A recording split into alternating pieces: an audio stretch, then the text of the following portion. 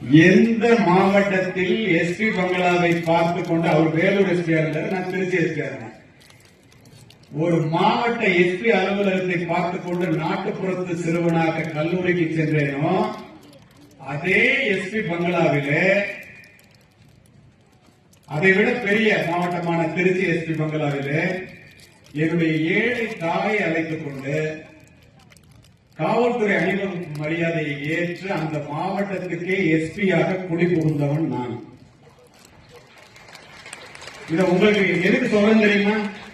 பதவியேற்று முடித்துவிட்டு மரியாதை நிமித்தமாக மாவட்ட ஆட்சித்தலைவரை பார்ப்பதற்காக கலெக்டர் அலுவலகத்திற்கு சென்றேன்.